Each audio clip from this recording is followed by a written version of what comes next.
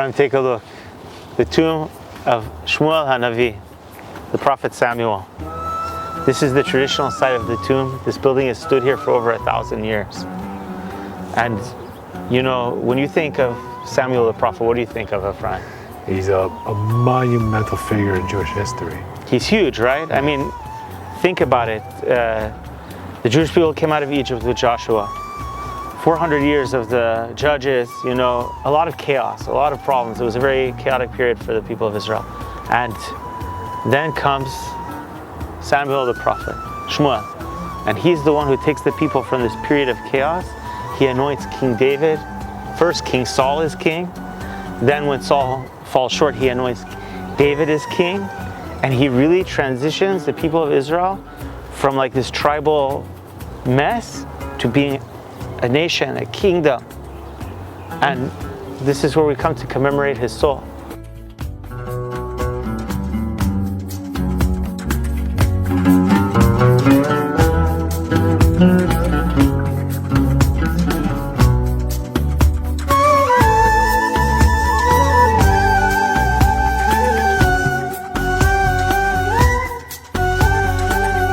Walking Tanakh, Season 2. It's like a cold. Yeah. I'm Raphael. I'm Aaron.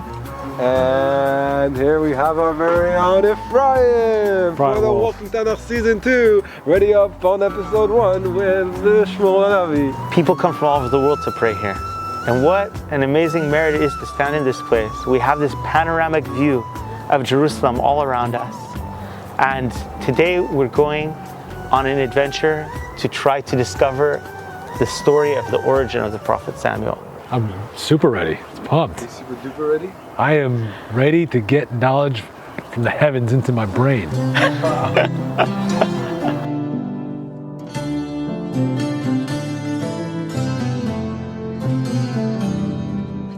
What can you recognize in the skyline? David's harp. The David's Harp Bridge, right? Yeah. Right by the entrance to the city. And then you see all these buildings and the cranes. That's basically all along Jaffa Street. All the different apartment towers and everything along Jaffa Street. You have that big cemetery outside of Hardolf. Oh yeah, down here on the right you have the Har Menuchot cemetery, which is like the big modern cemetery of Jerusalem. But then on the other side of Jaffa Street, you have the Mount of Olives. You can see there's 3 major landmarks that you can see easily on the Mount of Olives. I see it right there. You have 2 churches and you have 1 tower of the Hebrew University on Har Tzufim.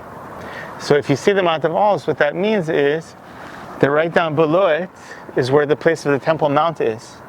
So even though you can't exactly see the Dome of the Rock from here just because of the levels, but you can almost see to the Dome of the Rock. Wow. And the Dome of the Rock, of course, is the place of the Bet HaMikdash, the Holy Temple. And of course, we wouldn't have a Holy Temple without the Prophet Samuel. So how fitting is it that his tomb is here in this place that sort of overlooks what he had such a big role in doing? All of his accomplishments. I mean, God did it, but God did it through the Prophet Samuel. It's sort of like a grandfather watching his kids in the distance. Yeah. Having fun. Like, oh, those are my kids, those are my grandkids. Yeah, it's unbelievable.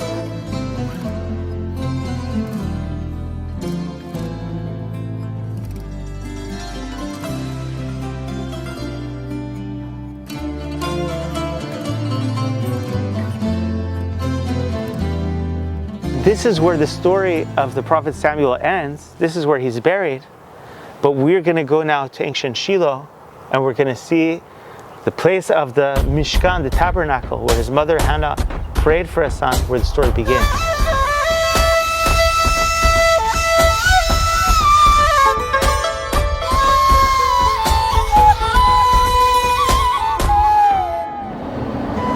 So we're headed to ancient Shiloh. That's the place where Joshua, the son of Nun, Yoshua ben Nun, set up the Mishkan, the Tabernacle, when the people of Israel entered the land after 40 years in the desert. And it was the center of all the worship for all of the children of Israel for all of those hundreds of years. You can imagine all the people coming from all over the country to go worship there. And that's the background of the story of the birth of Samuel, which is that there's a man named Elkanah from Mount Ephraim, and he has two wives, one named Hannah and one named Penina. And in those days, because of the corruption that was going on in the tabernacle, the two sons of Eli, Hophni and Pinchas, who were harassing the people and causing lots of problems there, because of that, most people stopped going to the Mishkan altogether. If they wanted to worship God, they would set up their own local altars, or they would even, some of them would go to this temple that was in the city of Dan, all the way on the northern border of Israel, the temple of the idol of Micha, but they didn't come to Shiloh. But there was one man, Elkanah, who was very God-fearing. He was very committed to the tabernacle, the place where the Ark of the Covenant was, the legitimate site of worship. And even though there was corruption there, he went anyway. And he would go regularly for the holidays. He brings his family, his two wives, and his kids from his wife Penina. His wife Hannah was barren and couldn't have children. His wife Penina had sons and daughters. He had two wives. One name was Hannah, and the second name was Penina. Penina had children, but Hannah had no children. This man would ascend from his city from year to year to prostrate himself and to bring offerings to Hashem, master of legions, in Shiloh. He wasn't traveling this route because he was coming from Mount Ephraim, so he was probably coming from the north of Shiloh, south. We're coming from the south to north. But he brings them to Shiloh to sacrifice and to worship God in the tabernacle. And you could imagine that in the good times, before there was corruption there, Jews from the tribe of Judah would have been traveling this route to go to the tabernacle, from the tribe of Benjamin, from the tribe of Judah. And we're traveling the same route now towards Shiloh. There is a yearly holiday unto Hashem at Shiloh, which is north of Bethel, east of the road going up from Bethel to Shechem. So now we're entering into the channel that goes up to Shechem, this narrow valley. And when we come out of this channel, you're going to see to the east, which is to the right of the road, you're going to see the site of ancient Shiloh.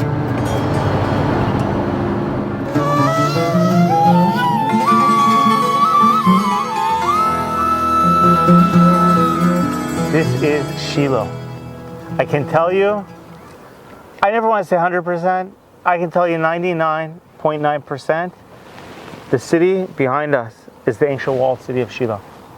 This was like the Jerusalem before Jerusalem was Jerusalem. This was the Jerusalem before Jerusalem was Jerusalem. No doubt. This is where Joshua first set up the tabernacle. This is where he collected the tribes and distributed the land. And this is where Hannah came to pray for her son, Shmuel or Samuel. And I can prove to you that this is the city of Shiloh. Later we're going to talk about where in this place was the actual spot where the ark sat, because this is a big place. It's a walled city, and there's all there is around. But the question is, how am I so confident that this is actually the site of Shiloh? And the answer is that when we speak about trying to identify biblical sites, biblical archaeology, we really have three categories of evidence that we can use to identify a site. One category of evidence is the Arabic name. We've already seen in Walking Tanakh several instances where the local Arabs who lived here for the last 1400 years preserved the ancient Jewish names, like at Bet El, they call it Betin, or they call it Bet Allah. Okay, we already saw that. Beersheba, Bir Asaba. Okay, we have endless examples of how the Arabic local name of the place preserves the biblical name.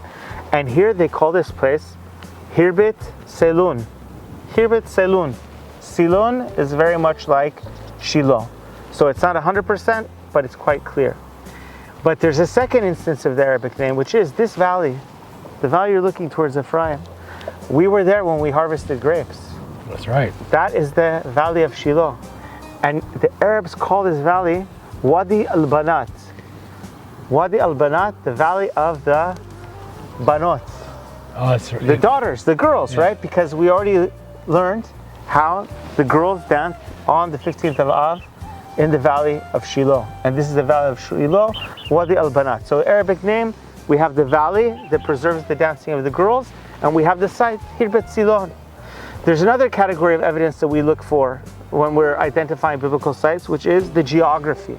In other words, if you open the Bible and it describes that so-and-so walked from this site and he passed the site, he walked from site A, past site B on the way to site C.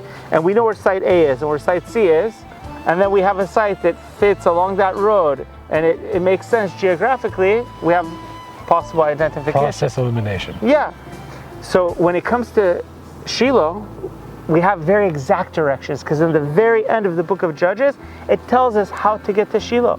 It tells us that when you go through the Mesilah, through the channel that goes up to Shechem, before you get to Livona, to the east of the road, you find Shiloh. And that's exactly where we are. When we were driving in here, we drove through the ancient channel.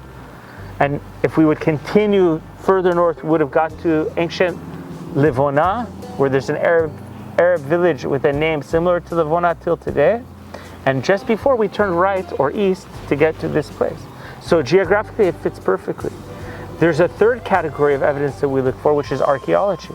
If the archaeologists come and they dig a place and all the layers and the time periods match the biblical stories that happen in that place, then that helps us to identify the site. So when we think of Shiloh, we should think of a Canaanite city, because it's mentioned that Joshua conquered it, Canaanite city. So it should be like starting 4,000 years ago or 3,800 years ago. And then it should have been conquered in the time of Joshua. And then it should have been settled for about 400 years by Israelites, until the Philistines came and destroyed it in the time of Eli the high priest. And then after that, it could have been rebuilt or left abandoned. Different possibilities, but that's what we find here. We find a Canaanite city destroyed in the time of Joshua, rebuilt as an Israelite city with extra things added on, and then destroyed by the Philistines. So in biblical archaeology, if we have, out of these three categories of evidence, the Arabic name, the geography, and the archaeology, if we have one of those types of evidence, we call it a possible identification. If we have two of those categories of evidence, we call it a solid identification. And if we have all three, we say it's basically a scientific fact that is the location, unless someone will come with some overwhelming new evidence to say otherwise. We accept it as fact. And here we have multiple instances of these different categories. So the geography, it's clear in the Bible. The archaeology, we have the tell itself, but we also have the churches, which means and the synagogue, which means that in the Byzantine and the Roman times, people still saw this as Shiloh, not only in the biblical times. And then we have the Arabic names. We have both the name of the site and the name of the valley. Wow. So I can tell you, like I said, 99.9%, this is ancient Shiloh. The question is, where exactly was the tabernacle? Was it here? Was it there? Was it up there? And I'm going to show you 4 possibilities that have been identified as possible places where the tabernacle stood. So all those 4 possibilities, they'll have 1 or 2 out of 3, but not all 3? Well, yes. We will see that some of them have pieces of this evidence, either the archaeology or the name or the location, and some have more than 1, some have only 1. So yes, absolutely. I'm ready, I'm psyched. Let's do it.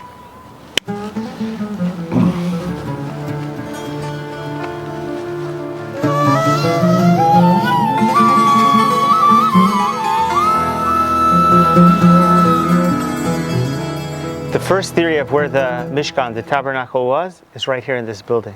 What is this building? When you look at it, what do you see? I see columns, I see heavy architecture. It's obviously very old, right? Yeah. It's not new. But I want to point your attention to something interesting in this building. You see that niche over there? You know what that is? Guard tower? No, Nope. It's not a guard tower. It's facing towards Mecca. Oh. Okay, if it's facing towards Mecca, that means at least at some point this was a mosque. But this mosque has a very bizarre name. The name of this mosque is, in Arabic, Kubat al-Sakina. Kubat, I'll give you half of it. Kubat in Arabic is like in Hebrew kipat, Top. the dome of the Sakina. Knife? So in Hebrew, Sakina is knife, but in this case it's Dagger? Shechina. Shechina. Oh, In Arabic, the word Sakina is the same as in Hebrew, Shechina, which is God's presence. the divine presence, right? The God's divine presence that rests in holy places. In Hebrew, it's called the Shekhinah, the dwelling, the presence of God. In Arabic, Sakina. So this is called Kipat HaShekhinah, or the dome of the divine presence. Now, the fact that it has an Arabic name and it has what's called a mihrab, which is a niche facing Mecca, means that at some point it was a mosque. But everyone who's studied this building has come to the conclusion that that mihrab was added at a very late stage. And that actually this building goes all the way back to the Roman Byzantine period before the religion of Islam. Mm-hmm. And the main theory is that before this was a mosque, it was a synagogue. Okay, so what we're really standing in is a synagogue that goes all the way back to the days of the Talmud. And if the synagogue goes back to the days of the Talmud, and there was a synagogue at Shiloh, and the rabbis, who would have a tradition where the Tabernacle was, if not the Jews, right? Would the Christians have the tradition? Maybe if they got it from the Jews, right? Yeah. The only way anyone could have a tradition is if they got it from the Jews, from the rabbis and the other Jews. So if when the Jews wanted to commemorate the site of Shiloh, they chose to build their synagogue here, the theory goes, maybe this is the site of the Mishkan. And maybe that's why the Arabs call it Kubat al-Sakina, the dome of the divine presence. Because where did the divine presence dwell? Shiloh. In the Mishkan. In fact, Mishkan, Shekhinah, it's the same root, right? Mishkan, to dwell. Yeah. So it could be that this is the site where the Mishkan was. But there's a lot of problems with this. First of all, it's on a weird slope. It's very hard to envision setting up the Mishkan here. And so most people don't take that seriously, like from an archaeological point of view, that the Mishkan could be here. But it's one theory that could be proposed. And actually, we have records of Jewish travelers coming here hundreds of years ago and being brought here and being told, some were told this is the site where the Mishkan was, and some were told that it's the tomb of Eli, the high priest who served at Mishkan, at Shiloh. Does the Mishkan have to be, the topography has to be flat? Well, it's a big building. It's 50 cubits by 100 cubits. So you need a big rectangle. And when we get to site number 4, which I think is the most likely one, you will see that you have that there. Here you don't have that. So that's something very strong that's going against this. It's sort of just like the layout of it, okay? But it's not impossible. Maybe the tradition seems to connect something to the site. Perhaps it's the site of the Mishkan. Perhaps it's the site of the tomb of Eli, or something else that happened. Very interesting.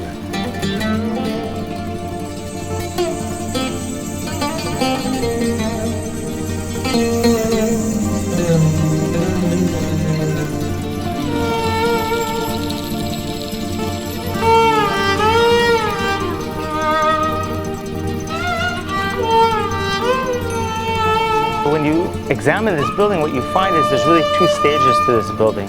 There's this rectangular building with the columns, what's called a basilica style. It's a classical Roman style, but Jews used it for synagogues during the Roman period, okay? That's the original building. And then, when the Muslims made it into a mosque, they built onto it this massive, sloped structure that basically wrapped it all around that we see here when we first enter the building. This could be incorrect. It looks like each one of these was carved, and this looks like you're just sort of right. These are what we call avnei gvil, or in English masonry stones. Masonry stones. Right. Yeah. These are just field stones. Field stones. So it's 2 totally different types of construction. I mean, also you can see here the classic Corinthian columns. Yeah. Classic Roman columns that were used in fancy buildings like synagogues, churches, etc. Some of the original plaster and paint is still on the wall over here. You see this? You can see how it was plastered. In other words, when this building was standing, the stone was not exposed. It was covered with plaster. It was all smooth. There's some remnants of paint there. Got it.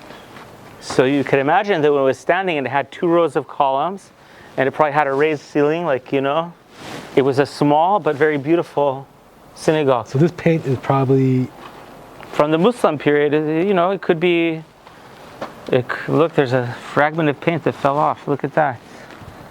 Red paint.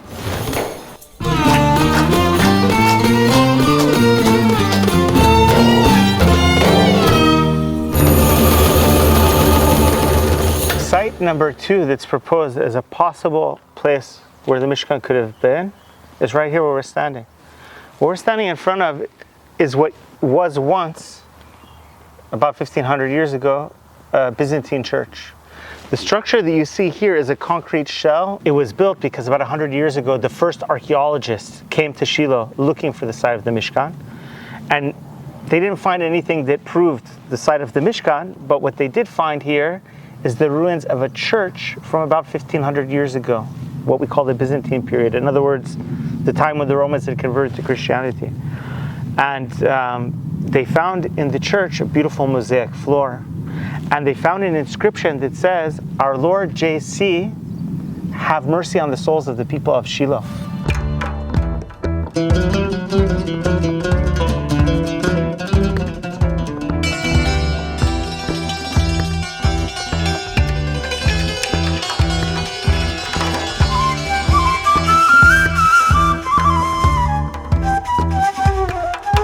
In Jordan, in a city called Madba, there is another Byzantine church that has a massive mosaic map of the Holy Land. When you're standing in Madba, Jordan, you can see the whole Holy Land on a clear day.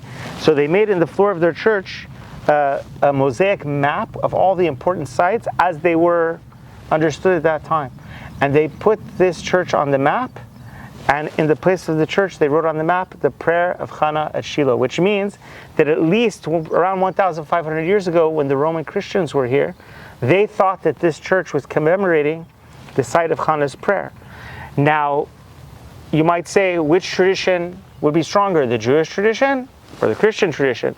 Obviously, the Jewish tradition should be stronger because the Jews are the native people of the land and the Romans came from outside. But on the other hand, the Romans have the power to do what they want. Yeah. The Romans are the government. They could say to the Jews, no, we're building a church here. You just put your synagogue there. So perhaps they have the ability to build it on the authentic site more than the Jews. And another difference is this is a flat area. In other words, you could have the topographically, it could make sense topographically for the Mishkan to be here. Okay. So, sort of as a political power move, you can say the Romans said, no, deliberately we want this spot because you want it, so we're going to push you out. That's a possibility. And that's what the Christians did. I mean, everywhere they went, they usurped the holy sites that were there before, and they made them into Christian holy sites. They did that in many places all over the country. And then, of course, when Islam came, they did that to the Jews and to the Christians. They usurped the Jewish and the Christian sites and made them into Islamic sites. So it's possible that this is the site of the Mishkan. I don't think this is the most likely site, but it is one proposed site.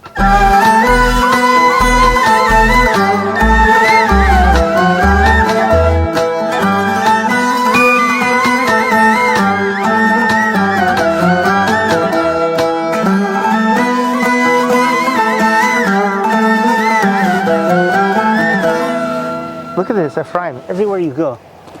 Look how much pottery I'm going to pick up in 10 seconds. Look at this. It's all ancient pottery. I could sit here for an hour and I could fill a bag this big with ancient pottery.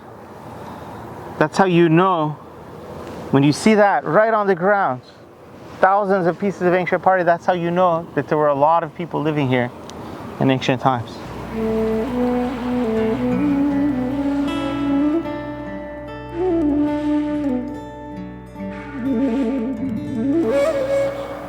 So we saw the synagogue, we saw the church. The third site, which is proposed by archaeologists, especially by an archaeologist by the name of Israel Finkelstein, who excavated here in the 80s, he says that the tabernacle should have been at the top of the ancient city. Now, he didn't find much of anything there to prove that it should be there, but he said that just based on what he sees in the ancient world. People always built temples at the top of cities. Okay, so he said, here too at Shiloh, why wouldn't they put the tabernacle at the top of the city? Let's go up to the top of the city and see what's up there. Come on.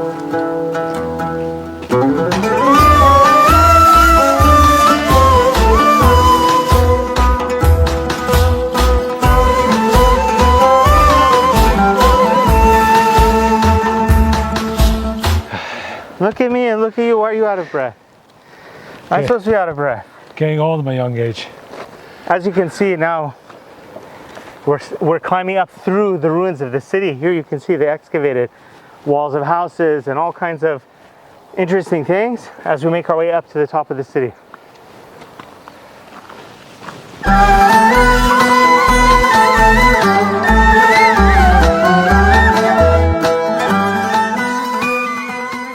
So here we're standing at the top of the ancient city, the Tel, and Professor Israel Finkelstein says that he thinks the Mishkan should have been here.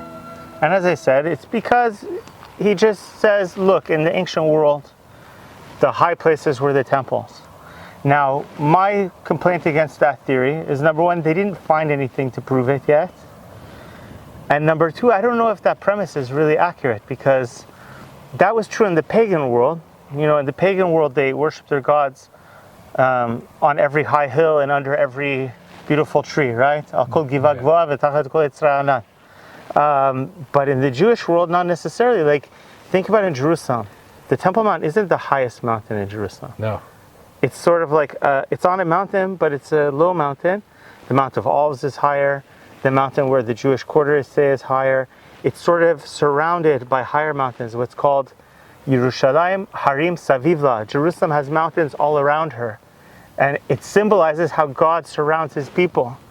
And it symbolizes that the place where you go for pilgrimage isn't it the highest place where you look out to the world around. It's at a place where you're isolated from the world, and the mountains around are like an amphitheater where all of Israel can come to the holy place and camp and focus only on God. So to me, this theory of Professor Israel Finkelstein is very weak. Yeah. Now, if they will dig here and they'll find something, I'm willing to entertain it. But just as a conjecture, I find it hard to accept. I don't know about you. So, pretty much most pagan temples were on the highest point. Yeah, if it was a Canaanite temple we're looking for, this is exactly where I would look for it. All right. But an Israelite temple, I would think probably not.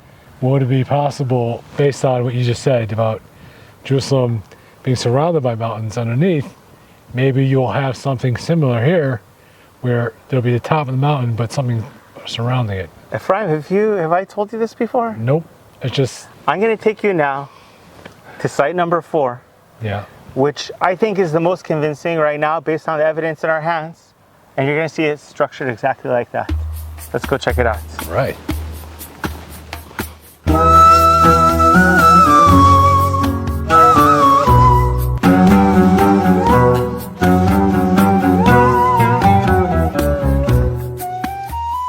Ephraim, here we are. This is the 4th site which is proposed as the site where the Mishkan was.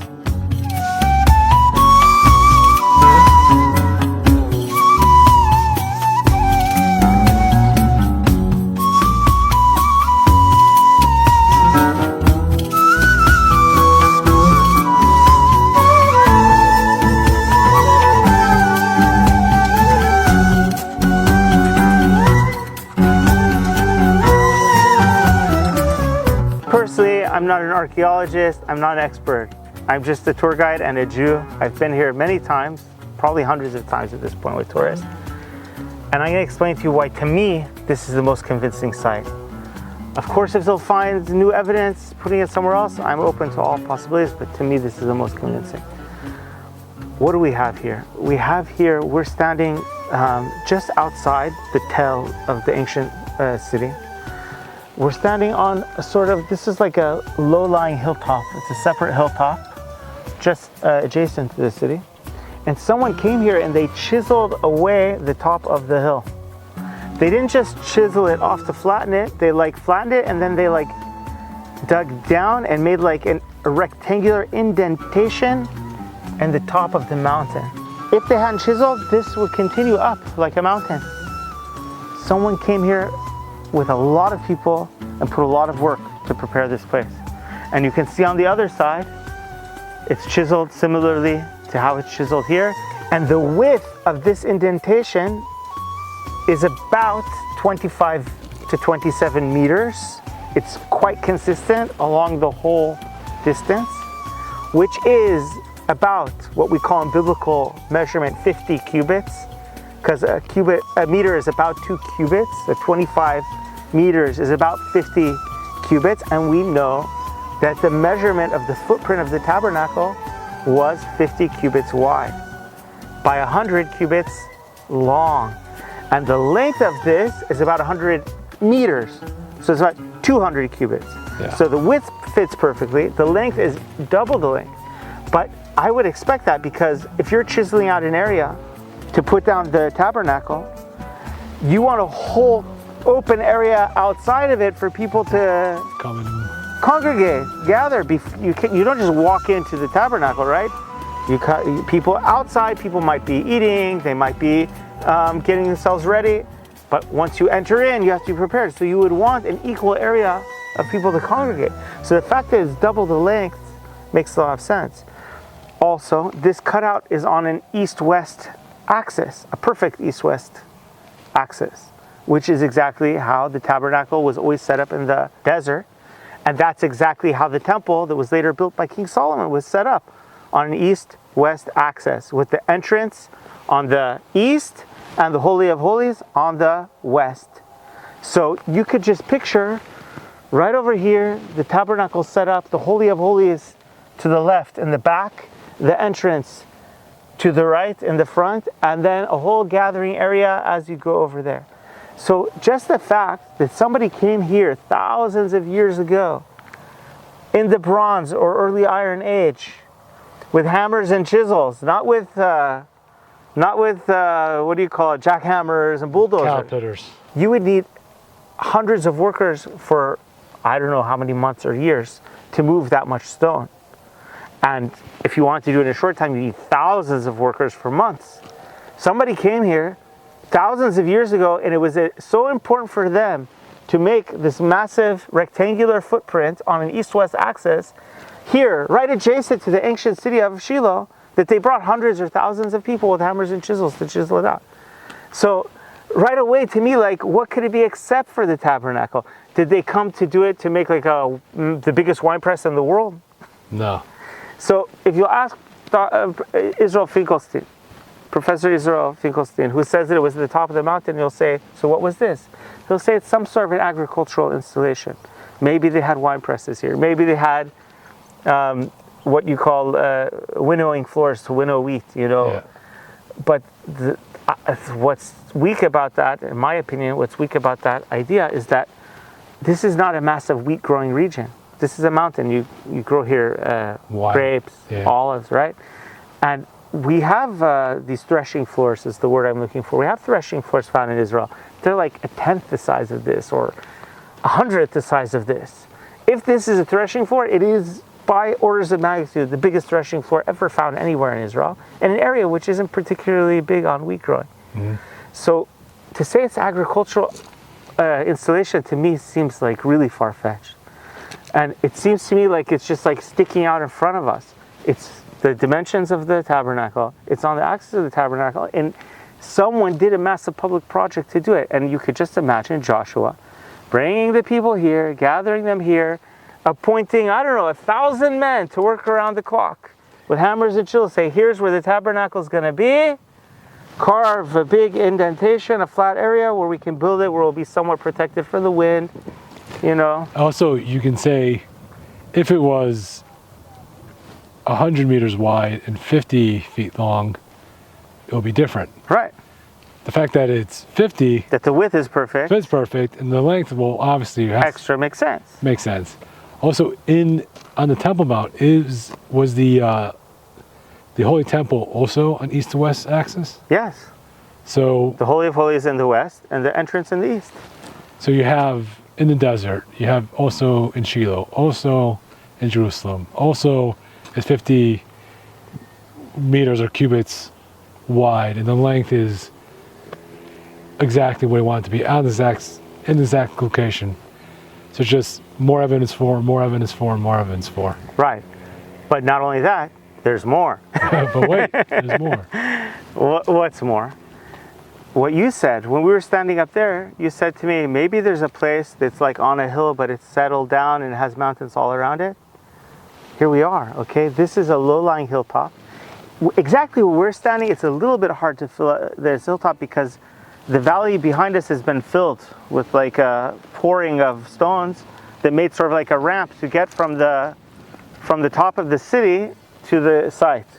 By the way, just like in Jerusalem, in the Second Temple period, they built a ramp to get from the upper city to the Temple Mount. So here there was a ramp from the upper city to this location, right? Yeah. But naturally, this is a deep valley between the city and this site, which let's say it's the site of the tabernacle. So that means that the site of the tabernacle is sitting on a hilltop. All around us are mountains, which are much higher. And that leads us to the next point, which is, you know, there are laws of pilgrimage in the Torah. When you come on pilgrimage to the temple or to the tabernacle, there are rules of how you bring the sacrifices. There are portions of the sacrifices that you take home and eat, but you can't take them home to Beersheba or to Tzfat. You can only eat them within the sacred precinct. So in the city of Jerusalem, it's very simple. It's within the walls of the city.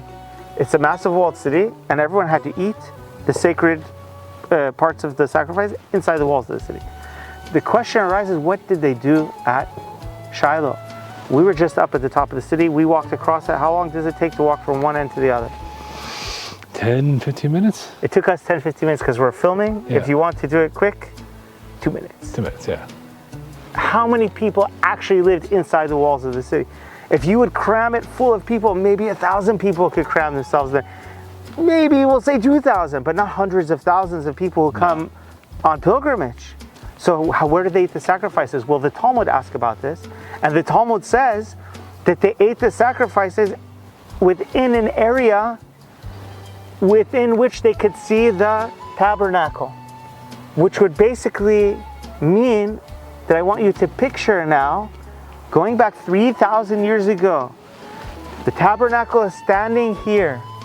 All the Israelites in the world pray facing this location. 3 times a year they come on pilgrimage to this location, and they come with their wives, and they come with their children, and they come with their wine, and with their meat, and with their donations for the tabernacle. And they set up camp on any of these mountains all around. And you can see the remnants of the steps, the terraces in the mountain. Yeah. So imagine every terrace has a line of tents on it. On this mountain, on this mountain, on this mountain, on this mountain, on this mountain. And 360 degrees, and the most important, wealthy dignitaries up in the city. And imagine hundreds of thousands of people camped all around, and they have as their focal point this location, the location of the Mishkan. Can you see it? Oh yeah. You can picture it. It's like a natural amphitheater. It also makes sense that the people have to sort of see, all be focused on one point. And if you're slightly above, you can all get an angle to that one point. Exactly. So if you're too high, then if I'm on the bottom, I can't really see it. But if it's slightly above, so yeah, I can picture just tents and lights, you know, the nighttime filled with, you know, campfires and just an amazing barbecue smell, just like 360 of barbecue, and yeah, it's one big party, right? One big party.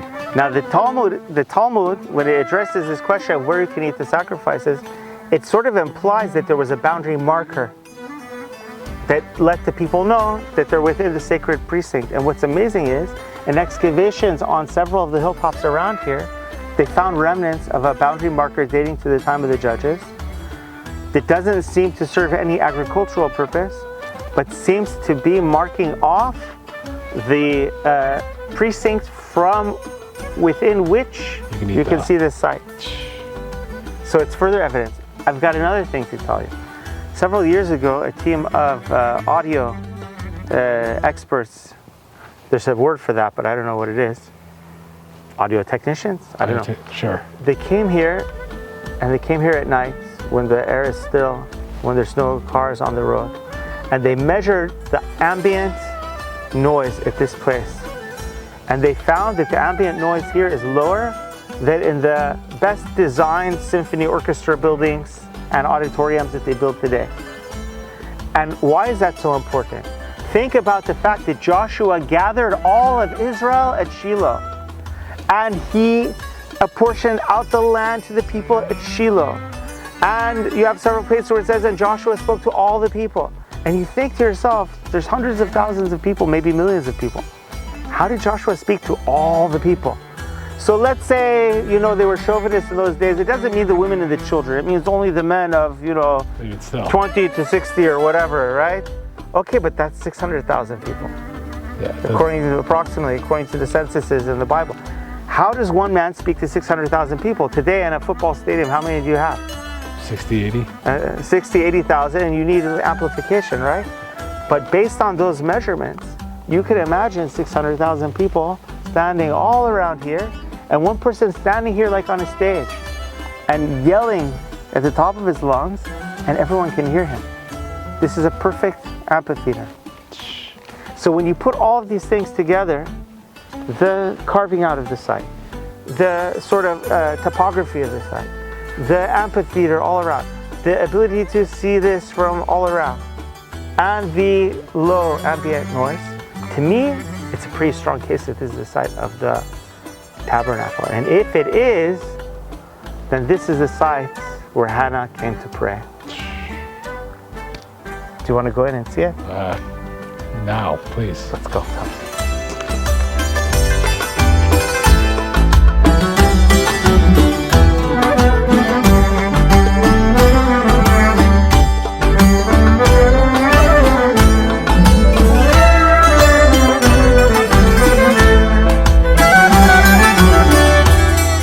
So here we are standing at what may very well be the site of the Mishkan, the tabernacle. And if it's true, that means that we are standing right now where Hannah prayed. There was a man from Mount Ephraim whose name was Elkanah, and he had 2 wives. In those days, it wasn't uncommon if a man had 1 wife and she couldn't have children, he wouldn't divorce her, or he wouldn't just live without children, he would take a second wife. So the first wife's name was Hannah, and the second wife's name was Penina. Hannah was barren, and Penina had sons and daughters. Now this man Elkanah was a very God-fearing man, and he would come right here to the tabernacle regularly, several times a year. And when he would come, he would bring his 2 wives and his children and his sacrifices and everything, and he would camp probably on one of these terraces right here outside the tabernacle with his wife and his family. And he came and they brought their sacrifices in the tabernacle, probably right here. And then they went back to the camp to eat the meat that they get to take home for the sacrifice, and they drink wine and they celebrated. It happened on that day that Elkanah brought offerings that he gave portions to Penina his wife and to all her sons and daughters. But Hannah he gave a double portion, for he loved Hannah. Hannah doesn't want it. She's not interested in eating. She's, maybe you want to say, depressed. Elkanah, her husband, said to her, Hannah, why do you cry? And why do you not eat? Why is your heart broken?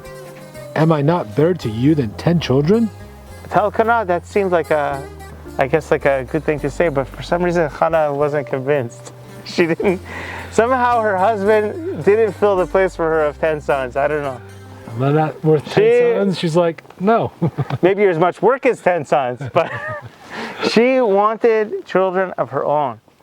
So she just walks off. She doesn't say anything. She gets up and she walks off. She leaves the camp and she comes here to the tabernacle. Hannah arose after eating in Shiloh and after drinking, and Eli the Kohen was sitting on a chair near the doorpost of the sanctuary of Hashem. She was feeling bitter, and she prayed to Hashem, weeping continuously. She made a vow and said, Hashem, Master of legions, if you take note of the suffering of your maidservant, and you remember me, and do not forget your maidservant, and give your maidservant male offspring, then I shall give him to Hashem all the days of his life, and the razor shall not come upon his head. Eli, the high priest, is sitting in the courtyard of the tabernacle, and he's watching as this woman comes walking away from the camp, and he knows what goes on at the camp. People are eating meat, they're drinking wine. So they could have a little too much wine, and he sees this woman come walking in, and she starts to pray. But he doesn't see her praying. What he sees is a woman standing like this.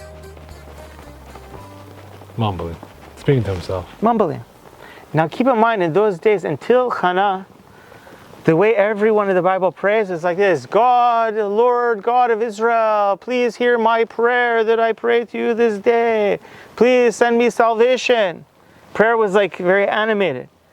The first one that's recorded in the Bible praying, sort of quietly with only her lips moving, but nobody could hear what she's saying, was Hannah. And what does that show when someone prays like that? It shows that they feel like they're being heard regardless. It means exactly that they know that God is right here with me. I don't need to yell. It's not like God is there, and if I don't yell loud enough, He's not going to hear my prayer. He's right here. I can whisper it. It doesn't make any difference. Hannah was speaking to her heart. Only her lips moved, but her voice was not heard. Eli had never seen that, so he comes over to her and he reprimands her. He says, "How dare you come drunk into the tabernacle? How dare you? Get out." And she says, "I'm not drunk. I am of bitter soul, and I'm pouring my heart out to God because I want to have a child." And as soon as Eli hears that, it clicks in his mind, and he's like, wow, what faith. I've never seen such faith like this. He sees she's not drunk. She speaks clear-eyed when she responds to him. And he immediately blesses her and says, God will give you a child. And as soon as she gets that blessing from the high priest, she knows that she has the promise from God. She walks out of the tabernacle, and it says her face was not the same. Then the woman went on her way, and she ate, and no longer had the same look on her face. Like you after you had your meat today. Meat. 1 year later, Elkanah and Hannah were blessed with a son. And she remembers the oath that she swore to God. And so now her son is born, and she's not going to bring a baby of a day or of a month and drop him in the tabernacle. There's no one to nurse him here. There's no one to change his diapers here. But she waits 3 years. She comes back with her husband and her family and her son, Shmuel. She names him Shmuel, which in Hebrew, it means something like he was placed by God, he was given by God, he was loaned by God. There's different interpretations of how to translate this, but showing that he was a fulfillment of God's promise. And she brings him together with 3 bulls as a thanksgiving offering to God for giving her a son. And she presents him to Eli, the high priest, and says, this is the boy that I prayed for, and God has answered my prayer, and I'm fulfilling my part of the deal. He's now a gift to the tabernacle to serve and help the priest and whatever they need in running the tabernacle. And Eli receives him and brings him into the tabernacle, and he grows up here in the temple, in God's house. Shmuel goes around the country. He gathers the people for mass repentance. He has them destroy all the idols that they were worshiping. He has them turn back towards the service of the one God. And he becomes almost, not a king, but almost like a king of Israel, an unofficial king of Israel. Of course, eventually the people come to Samuel, Shmuel, and they say to him, we want to have a king who will go out for us before battle, who will wear a crown on his head like all the other nations. And even though Shmuel tries to discourage them, they insist, and God says, give them what they want. And that's when Samuel goes and anoints first Saul as king of Israel, the first king of Israel. Of course, Saul disappoints, so God says, forget him. And that's when God sends Samuel to anoint David as king of Israel. And that's the Davidic line, is the line that God promised will last forever. That's the line his son Solomon built the temple. And we're promised that ultimately in the future, the Messianic redemption, the Mashiach, the Messiah, will be a descendant of King David, who was anointed by Samuel.